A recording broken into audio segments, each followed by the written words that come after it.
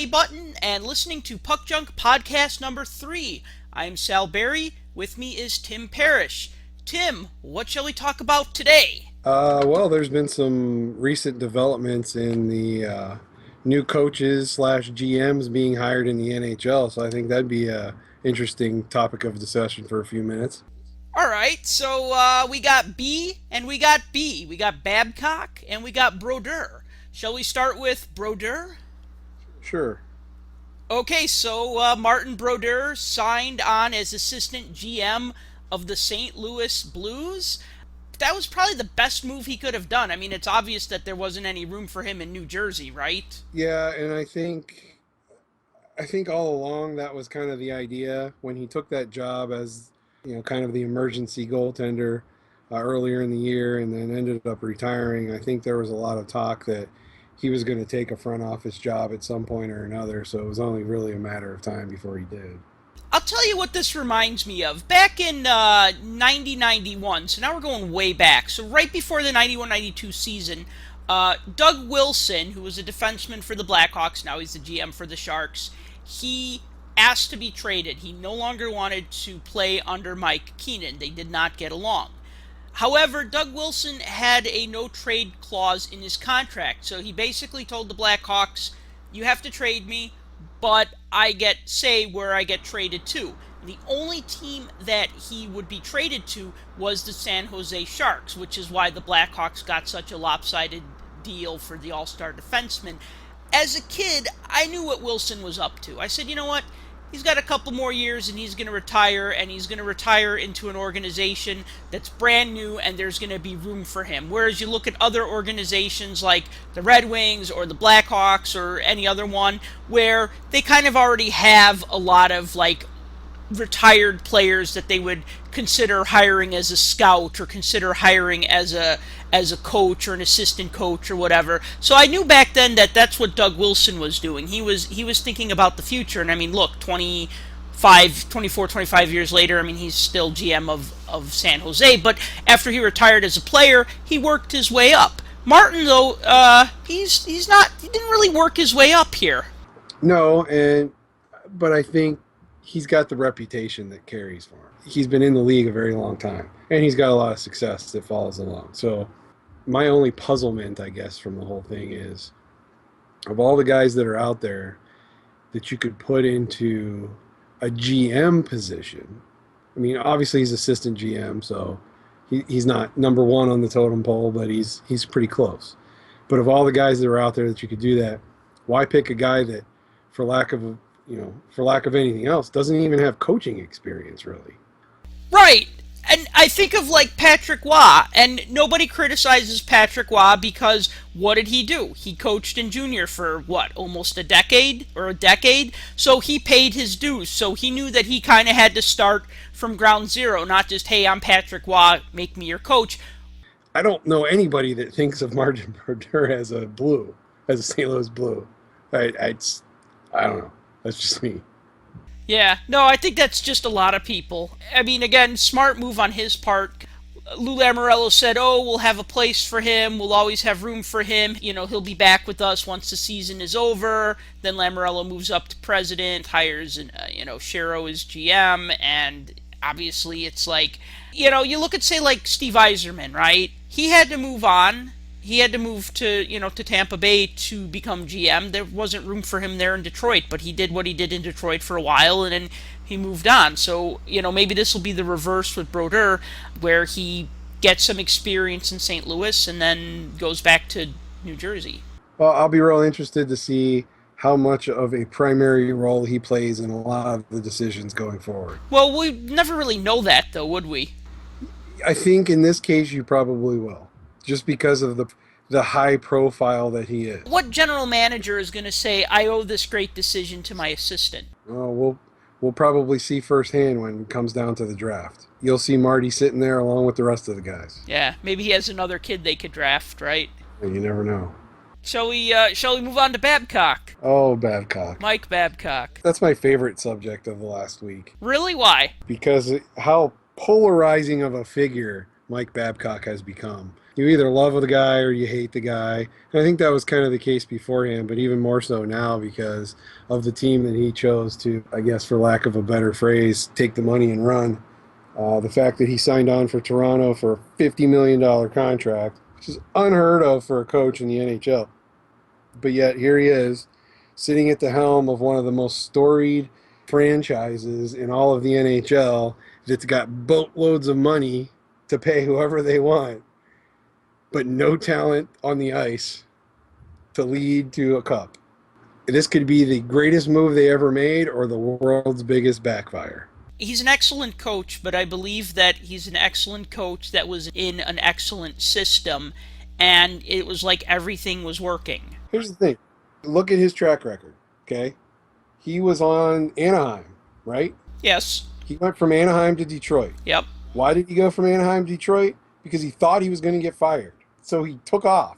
He saw the writing on the wall. As a coach in the NHL, your days are numbered. They're always numbered. Because unless you're putting a winning product on the ice, you're probably going to be the first one that gets the axe.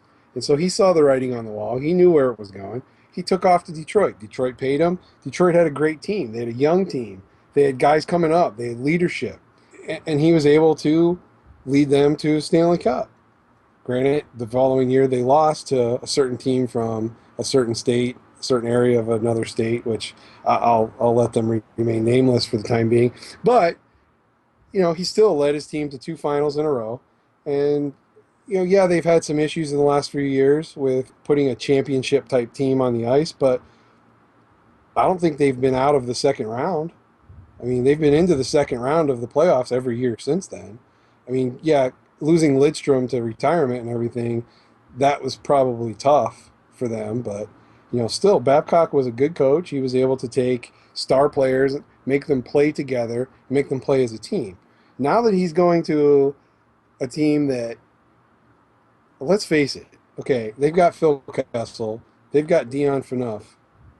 Are both of those guys playing to their potential? I don't think anybody would say yes to that. I mean, with all the problems Kessel had over the last year and problems with management and the fights back and forth and everything else, it makes me question his actual leadership skills and his ability to be that star key leader on a team. And Phaneuf just hasn't been playing up to potential. I mean, here's a guy that a lot of people considered, a top 10 in his position at one point. Now, I don't know that you can say that. I don't know that you can even have that conversation. Are these guys not playing to their potential, or are they just trying to do too much with too little? They don't really have the same supporting cast as, say, Chicago or even Pittsburgh, to some extent. Playing to potential versus playing with, scraps. I mean, it's different. Talent is talent. And if you have those skills, you're going to put them on the ice regardless. You put Duncan Keith on the Toronto Maple Leafs, and he is not going to be the same player. I don't want to get into this argument about Duncan Keith and his skills as a player. He's a good player, but I think Duncan Keith feeds off of the other talent on the ice. He's a much better player because of his supporting cast. Exactly. These guys on Toronto, they're not the Tays or Kane. You can take Tays or Kane and drop them anywhere else, they'll still be Tays and Kane. You can take Crosby and Malkin and drop them anywhere else, they'll still be Crosby and Malkin. Together or separately? Separately. Together, separately, right. It doesn't matter. Right, they'll elevate the rest of the team. You could put Stamkos anywhere else in the league, and he would still be Stamkos. The guys on Toronto, they don't have that type of player on Toronto right now to be able to put in any type of position, take the helm of the team and say, look, here's our new coach, here's what he's done in the past, here's what we can do with him. You've got all these young guys, you don't have the leadership, and I think it's going to be a rebuilding year. The problem is, even still with a rebuilding year, Toronto fills the stadium. They have rabid fans. I mean, other than Montreal, I can't think of another team that has as rabid of a fan base as the Leafs. I can't think of one. I mean, yeah, Blackhawks fans are rabid. Sure, you can make a case for anybody, but when it comes down to it, I think the Canadiens and the Leafs have the two probably best, most rabid fan bases. How long are they going to put up with it? I mean, really, you pay this guy all this money, he comes in. If you don't build him a supporting cast and surround him with a bunch of players that can actually put a product on the ice that everybody's going to be able to buy into, I don't know. I mean, really, I honestly don't know. The other point to this is, before you have say something else here, How many times has an NHL team paid a coach a ton of money where he's won in the past and he's successfully able to take a basement dwelling team and bring them up to snuff? How many times? I can't think of any other than maybe a couple examples where they've gone from being a sub 500 team to maybe being a cusp playoff team. Probably the only example I could think of is Mike Keenan with the 93 94 Rangers. Yeah. So, I mean, here we got one example in the last 25, 30 years of a guy that, at least we can think of off our heads without doing the research. Obviously, if there were more, we would probably remember them and think about it. So, I don't know that Toronto's going to immediately be a winning team on the ice. I think it's going to take a couple years. They're going to have to draft well. They're going to have to make some trades. They're going to have to pull some developmental players up. I think it might be 2 years before you see them as a strong playoff contender.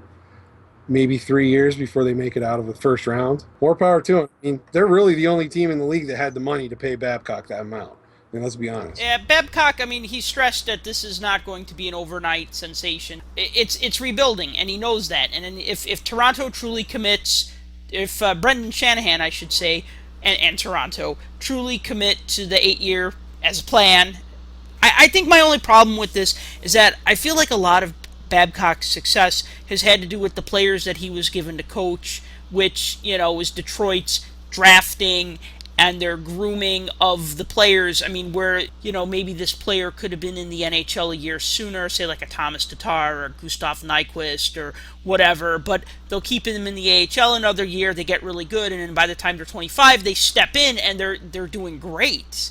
Yeah, and that's exactly it. You've got a completely valid point there. You can take a mediocre coach, make him look like a stellar coach if you surround him with the talent. That's what separates the good coaches from the bad, and they always say that is the good coaches can take a team of ragtag people and turn them into superstars. Well, I don't necessarily buy into that. Not every team is the Bad News Bears. You can't make a winning team out of chaos. You really can't, and it takes a while. So that's why I stick with my original point. 3 years, 4 years, maybe even 5 before you see Toronto back up to maybe a perennial playoff team. And with what players. It should be interesting to see who stays, who goes Right. once the draft is done. Maybe a few trades happen then, and see, is Kessel still around? Is Right. Kadri still around? Yeah, and Babcock doesn't seem to me to be the kind of guy that puts up with a lot of crap from people. I could seriously see, regardless of how anybody is or how anybody's perceived, regardless of what their contract is or the role they play on the team, I think everybody's probably expendable at this point. But no general manager so far, just an assistant general manager. Right, and I think that played into the decision for him to actually go there because of the fact that he's going to have way more say in the direction that the team goes going forward. He's going to have the decision on who they draft, who they trade for, the players they pick up, the guys they bring up from the minor leagues. Having that coach slash GM type position, kind of like Patrick Waugh has, it gives them a lot more power in the long run, and I think Babcock enjoys that. And So do you think that's why he went for it then? Do you think that was the reason? Like, look, because here, carte there could blanche. be 100 different reasons why he went with it, and you're going to read all these articles that him going out and saying, "Oh, it wasn't about the money. It's never been about the money. I don't think about the." Come on, of course it was about the money. If it wasn't about the money, he would have went to a team that's a contender and can actually win a Stanley Cup. It was about the money. The only team in the NHL that could pay him $50 million, the only team that has more money than God himself, is the Toronto Maple Leafs. They don't pay anyone anything. They hoard their money. They keep it in a locked room. They probably swim in it like Scrooge McDuck. They have so much of this money. They were the only ones that could put that onto a paycheck for a coach. Well, it's not like they're paying, a couple of high-priced free agents. They're not paying anyone. They haven't. Fans of the team wonder why they can't win and why they can't do this. They don't pay anybody. Okay, but they're going to pay the coach, so maybe this is going to turn things around for them. They went with the most highly sought after coach that's available. maybe even not available. I mean, if you were going to look at all 30 NHL coaches, I think he'd be on the short list of a coach that most people would just want to hire. A lot of that based on the success, but a lot of it based on that he seems like he has he's got a good head on his shoulders. Well, yeah, every single team that didn't make the playoffs and every team that exited the playoffs in the first round this year were considered one of the teams in consideration for actually picking Babcock up. But look, who won out in the end? The team with all the money. Don't sit there and say it's not about money, it's about opportunity and this and that. Okay, fine. You want to further your career as a coach slash GM? Great. But you could have done that anywhere. You could have won. You could put a winning team on the ice, won 5 or 6 Stanley Cups in the next 10 years, and rode off into the sunset as one of the greatest coaches that's ever lived. Or you can get paid, do your 5 years before they buy out your contract, or do your whole 8 years there in misery and despair, and then go back to Detroit with your tail between your legs because that's where you like to live.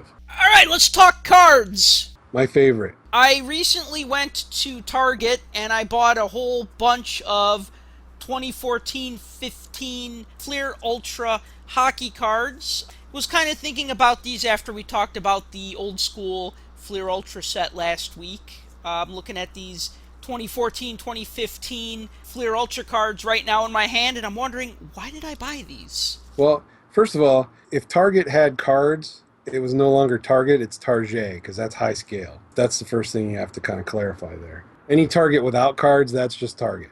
But if it has cards, it's Target. Those of you listening out there, just wanted to clarify that. Okay. I will agree with you wholeheartedly 100% on this set because there's really not a whole lot of personality going on in these. If you're looking for your father's Fleer Ultra, you're definitely not going to find it with 14-15. Here's the first thing that really bothers me about this set. A single pack of these cards is $3.49. We'll just say $3.50. You go to Target, as you call it. You buy a pack of Upper Deck Series 1 or Upper Deck Series 2. It's $2.99 for 8 cards. You buy a pack of Fleer Ultra, it's $3.49 for 6 cards. So right there in my mind, I think these cards need to be better. If you're getting 20% less cards and you're paying 50 cents more per pack, they should be nicer cards than Upper Deck Series 1, Upper Deck Series 2. And they're really not. And I think that's the first thing that bothered the hell out of me. There's 200 base cards. There's 30 redemption rookies because this came out before the season started. They do that thing that you hate where the picture on the back is the same as the picture on the front, just cropped. I don't hate that. I mean, yeah, you're right, I hate it. And then I'm looking, there's like 4 lines of statistics on the back. So when you had competing companies back in the day, when you had Donruss, and you had Fleer, and you had Upper Deck, and you had Score, and they were all different companies, and they were all trying to outdo each other. I could kind of see why you might buy more than one set. Sometimes they did different things. You know, maybe this one had more players, maybe this one had more rookies, maybe these had some pretty cool subsets that you liked. I look at these, there's just nothing to them for me. I did get a Road to the Championship card, which is printed on like shiny foil and it's die cut and has like a reprint of a ticket, which I think is funny. On the back it says, "Congratulations, you have received a trading card with a manufactured replica playoff hockey ticket." Really? This is a replica? I really thought that all playoff tickets were 2 inches tall and shiny, and then it says "Enjoy your memorabilia card," and then it's signed by the ghost of Richard P. McWilliam, who passed away a few years ago, the former head of the Upper Deck Company. They should have just stopped at the first line. Congratulations, you've received a trading card. Period. And that was it. You know, Upper Deck should just put that on the back of every card. Congratulations, you've received a trading card. Enjoy your trading card. Well, I mean, in my defense here, I also received a Road to the Championship. This was back when these came out. I picked up a few rack packs from the retail. And I actually pulled a Road to the Championship. And it was one of the conference finals versions because to add to the Road to the Championship misery, not only are they existing, but they also have a tiered set. So, you know, you're looking at, they have conference finals, which are usually what you pull. I think that's like one out of one out of every box, I think, has at least one of those. But then they had the conference semifinals, which I think were one out of 58 or 60 packs. Conference finals, which were one out of 164. And then they had the Stanley Cup ones, which were something like one out of 300. So there was a rarity in the tiers that they threw out there. But you're right. There's nothing exciting about them. They don't scream to me that this is some kind of premium that I should be paying an extra dollar or two more a pack for. You're talking about the base cards, right? Yeah, that and even the inserts. Like I said, the Road to the Championship. Okay, yeah, it's got some foil printing, big deal. It's not something that I haven't seen before. Road to the Championship almost seems like to me as an insert set what Panini Contenders was as a regular set. Yeah. When Contenders came out, that's the whole purpose of Contenders. It's supposed to give you that feel of a ticket kind of thing. And so it's almost like Upper Deck ripped off that idea and stuck it into a shadow box type card and thought everybody was going to eat it up by putting rarity stamps on them by making them tiered. Well, that didn't really happen. So again, I kind of agree with you. I don't think I got anything special here.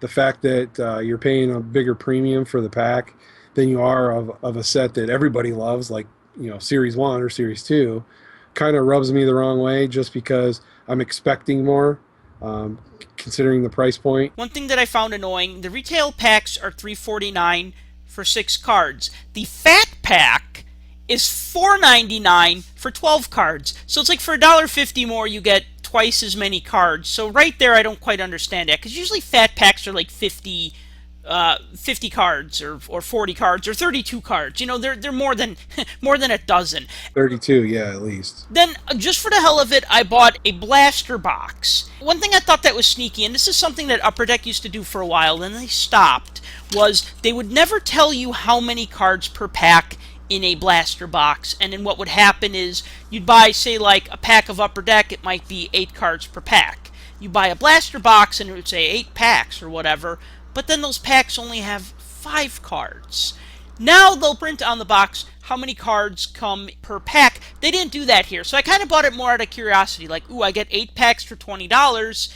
Well, that's way better than $3.50 a pack times however many, But these had 5 cards instead of 6 cards. So, and they don't say that. They don't advertise, hey, you get 1 less card per pack. You think you're getting the same packs. And I could see like a parent saying, oh, well, why don't I just buy you this box? It has 8 packs, and they're thinking that they're getting 8 6-card packs. And I know it's only a difference of 1 card per pack. That's 8 cards right there. But then if you look at, like, say, Upper Deck, Series 1, Series 2, it was a difference of 3 cards per pack. I think we're both in agreement that this one definitely, wherever they were aiming, they missed. Even the design of the cards, you're expecting Fleer Ultra, and knowing Fleer Ultra in the past, just look at the cards. They're white borders. The majority of the cards, if you flip through, a stack or two of them, you're going to notice that a great majority of the photography is taken directly on the ice or near a dasher board where everything's white in the background anyway. So these cards are very, very white. I mean, from edge to edge, it's white. The photography's not bad, but it's not full bleed. It's not edge to edge. When I look at this card and I feel this card, I don't feel like I'm getting anything that's super premium.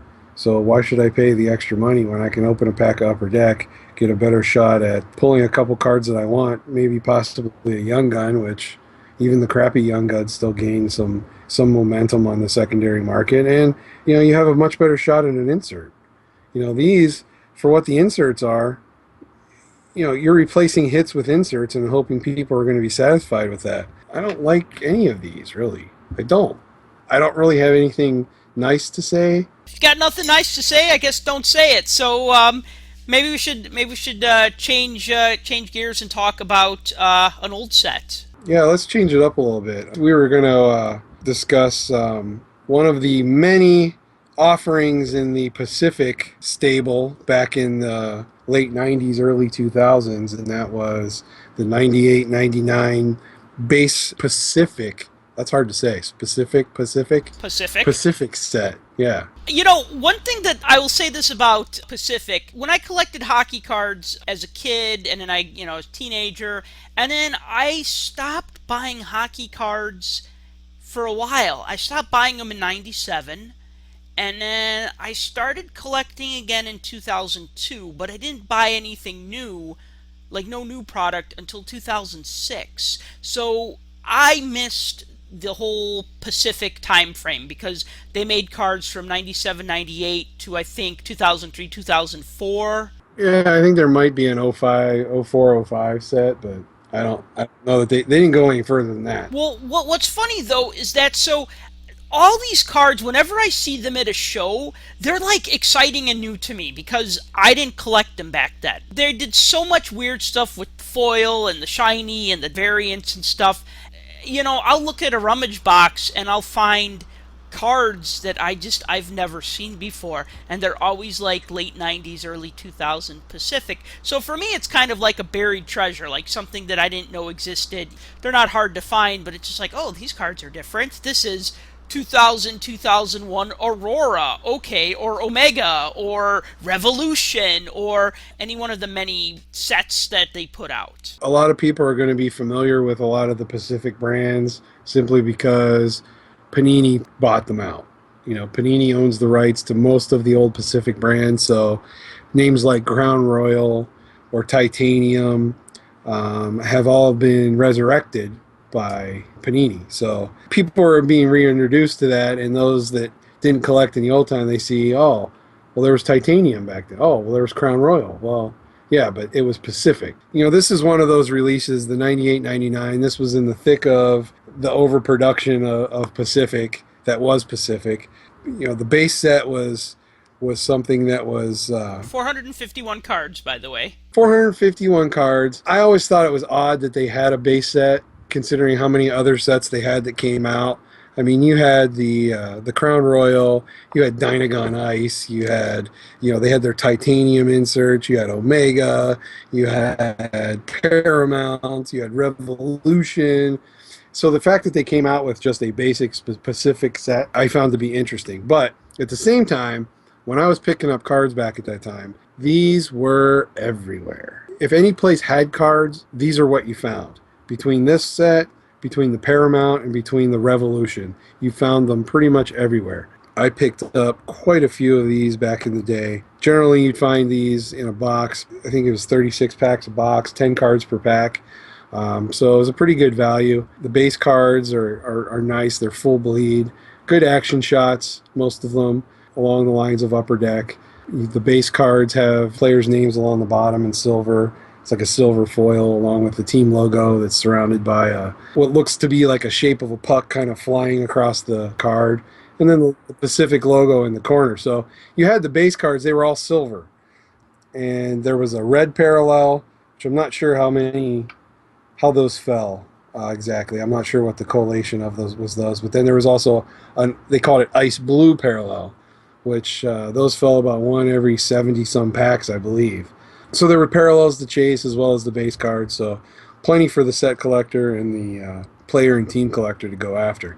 What intrigues me, though, about these, usually on the backs of cards, like you brought up about Flair Ultra, you know, you have this whole card back, you recycled a photo, you slap the logo on the back, and now you only have room for 4 years of actual game stats. On these, it all depends on the player. If you kind of shuffle through a handful of these coming out of a set, you'll notice that a lot of the younger players have all of the years of stats included on the back of the cards. Yeah. The low amount of years that the player played, or the least amount of years the player played, the more information they put about the player on the back. I'm looking at Wayne Gretzky's card right here, and they have all his statistics going back to 79-80, so all his NHL statistics. So all of his stats are on the back, but it probably doesn't have any little tidbits of information about him. Nope, but it still has his name, height, weight, birth date, another picture. Right. It'll have their bio stuff on it. Like I'm looking at one right here. It's the Pavel Bure card. Okay, he started 91-92 or his first year of stats. Well, now they have 5 or 6 different little things about, little tidbits of information. All of the years he led in different categories, or he did this, or he did this as a player. So it kind of mixed things up. Things weren't very dry and stale. Not only that, the card backs, they're pretty colorful, red and blue. They got another picture of the player on them. This is one place where Pacific actually did a pretty good job, is they always made the backs of the cards as interesting, if not slightly less interesting than the front. And I'm going to to say that this is one of those sets that you can find pretty cheap nowadays. I mean, it wouldn't be unusual to find the complete set for like $10 or under $10. A huge part of that is the rookies. You know, people are always looking for sets that have the great rookies in them. I dare anybody to go through the checklist of the set and find me a great rookie. Well, I'm looking at the checklist right now. We got Mike Krasinski, Okay. Mike Crowley, Yeah. or Crowley, Sergei Varlamov. Okay. Well, there's a name that some Nope, people may have nope, heard of. Sergei, not Samyon. Oh, sorry. That must be his cousin. Jeff Nielsen, Tom Askey, Todd White. I remember him as a Blackhawk. He was a farmhand for a long time. Norm Miracle, also remember him. Sheldon Soray is the only one I remember in the set. Scott Frazier, Peter Worrell. Well, he was an enforcer for numerous years. Sure. Eric Hood, Sheldon Soray, yeah. Vladimir Chebaturkin, fun name to say. What do we got? Zach Bierk, Daniel Markov, and that's it. So, yeah, 14 rookie cards in the set, and Sheldon Soray is about the best one of the group. Yeah, I was going to say, Soray, Peter Worrell, and Norm Maracle, probably the only three that even the casual hockey fan may not have heard of those names, but some of them may have. Yeah, but if you get this set for $10, I think this is great. I mean, I got it in pages. I got it in a book. It's on my shelf. Yeah, it looks great in pages. You know, one interesting tidbit that I've been meaning to share about the 98-99 Pacific set, it's 451 cards. However, there was no card number 66 made. Really? Because Mario Lemieux retired at the end of 96, 97?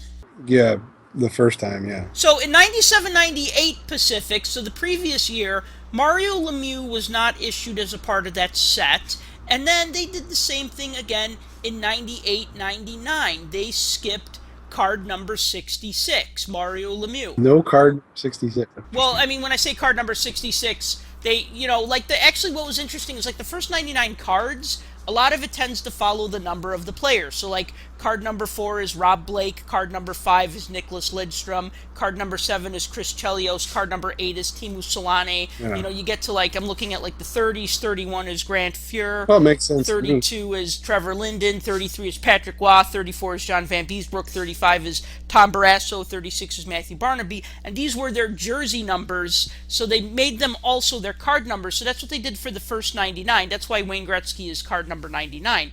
But there is no card number 66, so what do you think of that? I think that's an awesome tribute to one of the greatest players that ever played the game. If he's not on the ice and you can't make a card of him, then don't bother putting his number in the set. There you go. Makes sense to me. I wonder how many kids were like, I don't need any of them except number 66, and kept buying packs and never getting that card. That explains why they have one extra card in the set. Yeah, well, yeah, why there's 450, why the last card is number 451 out of a 450 card set. That is interesting. I did not know that. Shall we end on that high note then? We should, although I don't know if Mario Lemieux retiring is much of a high note. But a tribute to Super Mario, that is always a high note. All right, well, there you go. Well, everyone, thank you for clicking that play button, and we'll talk to you again in a week.